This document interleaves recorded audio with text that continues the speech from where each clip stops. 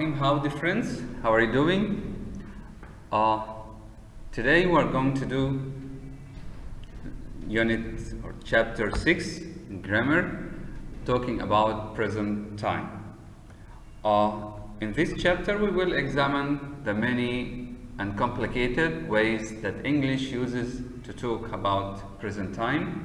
We will focus on two things, the present and the present progressive tenses, then the present perfect tense.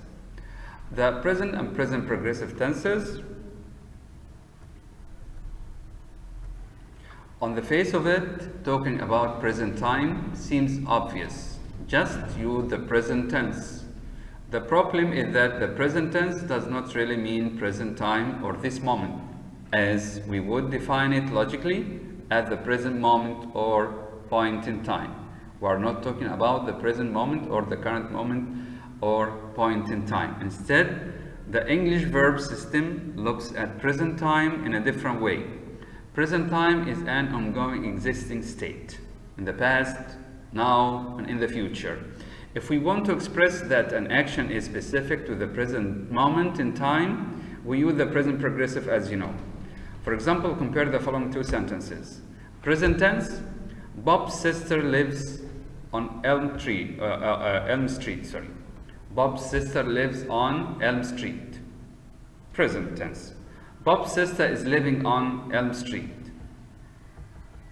The use of the present tense in the first sentence tells us that Bob's sister has lived on Elm Street for some time, in the past of course, and plans to continue living on Elm Street for a while in the future.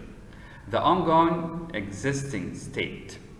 The use of the present tense does not mean that she is there at this particular moment. Maybe she's away. She could have been away in Florida for the entire winter. In other words, the present tense signals an ongoing, the present tense, the simple present, signals an ongoing, continuous, existing, or habitual state. A habit. It expresses a habit, but says nothing about the present moment in time. Which tense does this job? It's the present progressive. The use of the present progressive in the second sentence indicates something else. Bob's sister is living on Elm Street right now, at this moment, but either she has not lived there long or she is planning to move, or both. In other words, the present progressive signals that the action is tied to a particular limited moment. It's a temporary action, temporary, not permanent, for a specific moment. The moment in time, however, can be quite lengthy. We can talk about a whole year or 4 years. Look at this example. Louise is studying economics at Berkeley this year.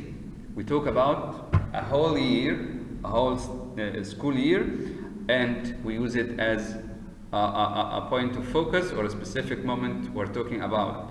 Even though a year is a long time, the use of the present progressive signals that the speaker views Louise's stay in Berkeley as a time-limited and thus momentary event. It's a time-limited event. The speaker did not have to set a limit on Louise's time in Berkeley, as in the following example. Louise is studying economics at Berkeley. The use of the present progressive means that the speaker views Louise's stay in Berkeley as temporary, not permanent. She's not going to live there forever, for some time. Exercise 6.1. Each of the following sentences indicates whether the action is an ongoing state or is momentary. Ongoing, continuous, in the past, now, and in the future. Momentary, related to a specific moment, as we said. Use the present or present progressive for the base form verb in bold as appropriate. The first question is done as an example. I handle the situation as best I can. I handle the situation as best I can. We need to use it in the momentary use. This is why we use the present progressive. I'm handling the situation as best I can. Number one, we need an ongoing state. She miss her old school. Ongoing means present tense, not related to a specific moment. So it should be, the answer is, she misses her old school. Number 3, momentary. So present progressive, you are missing the point. Number 3, momentary, he is avoiding crowds. Number 4, ongoing state, her company publishes. Number 5, momentary, she is teaching.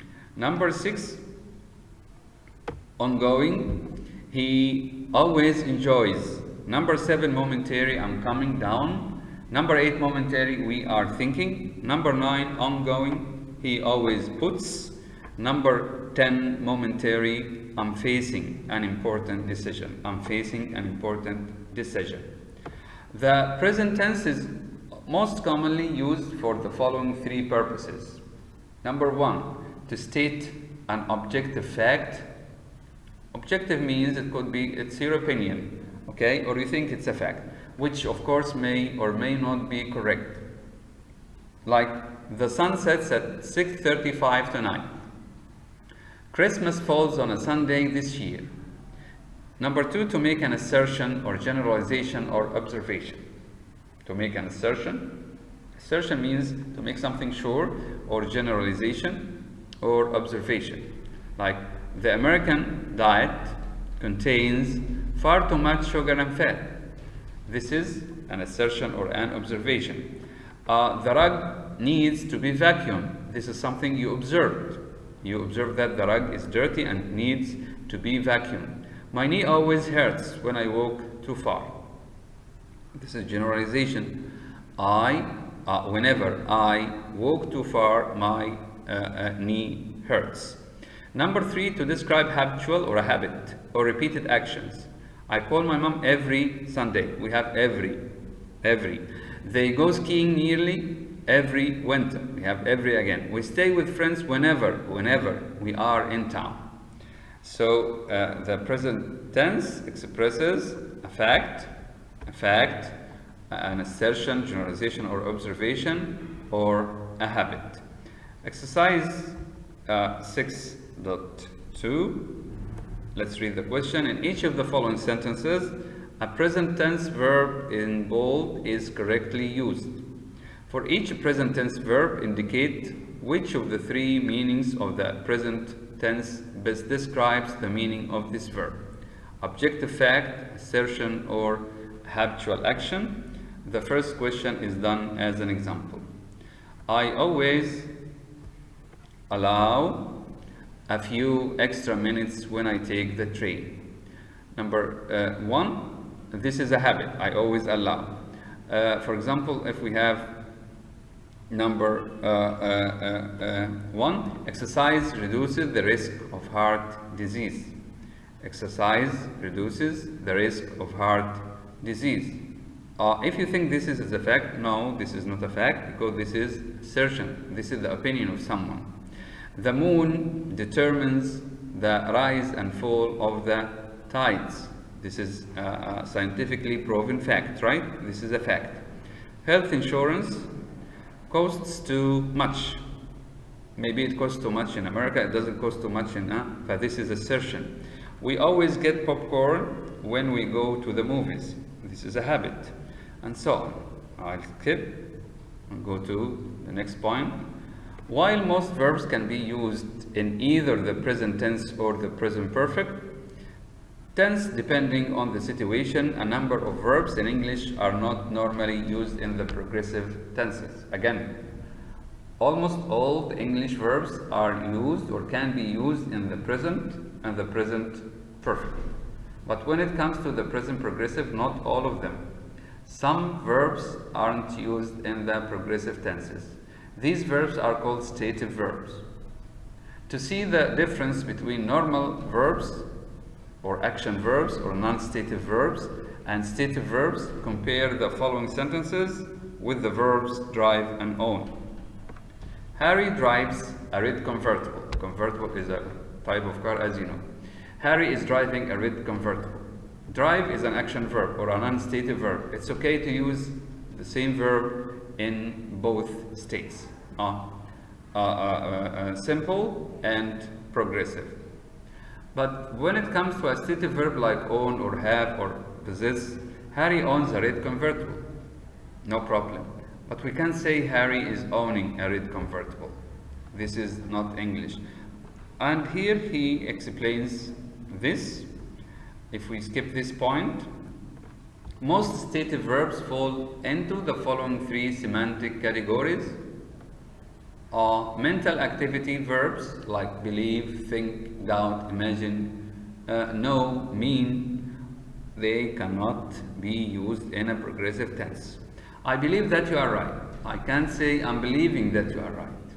Number two, emotional condition. Verbs related to emotional condition like appreciate, care, envy, love, fear, hate, like, dislike, prefer, or want. I appreciate your help. We can say I'm appreciating your help. I love you. I can say I'm loving you. Number three, position. Belong, consist of, contain, hold, own, possess, have.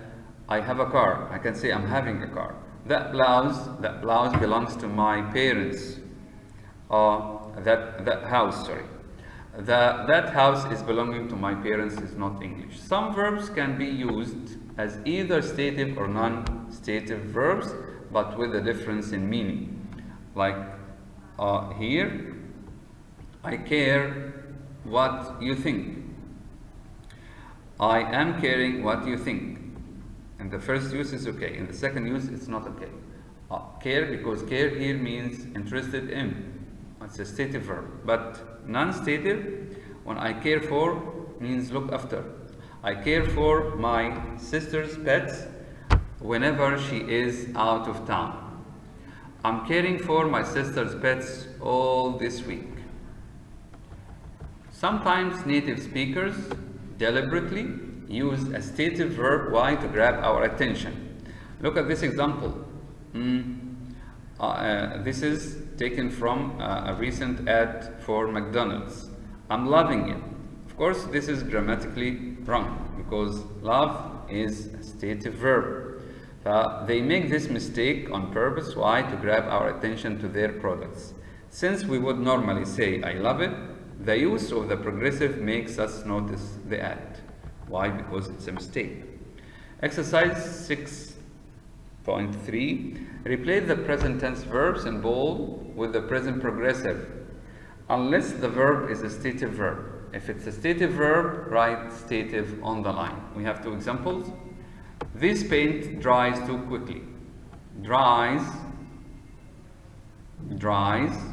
can be written in progressive, is drying, because it's an action verb.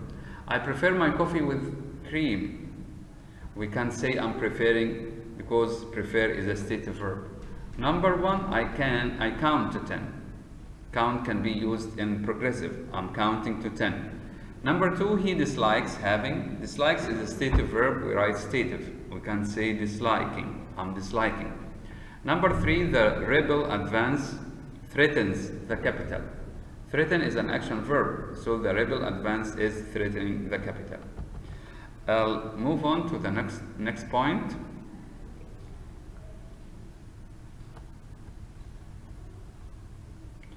We also use the present tense for certain kinds of narratives or descriptions that really stand outside of time. The most common of these are reviews or reports, or when summarizing the words of someone else. Here are some examples. Again, when we have a film review or a book review, we use the present simple. When we write a report about something, we use the present simple or the present tense.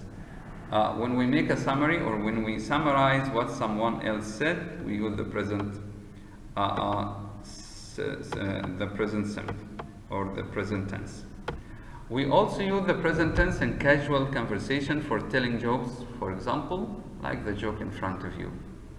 This guy goes, and a specific guy goes into a bar and sees, walks, says, don't, replies, these all are present tenses.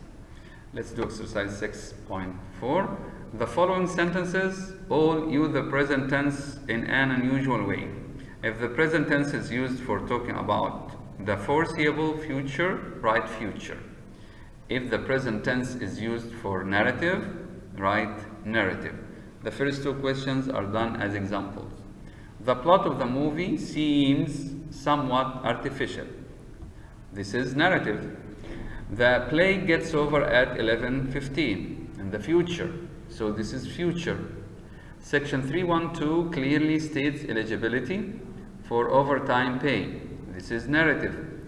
The book begins with the discovery of gold at Statter's Mill in, this is narrative. The cafeteria closes today at 5. This is future, because I talk about the future. The play ends with the prince calling for the families to reconcile. This is narrative, and so on. I think this is the end of our lesson today. Next time, inshallah, we'll do the present perfect tense. Thank you very much.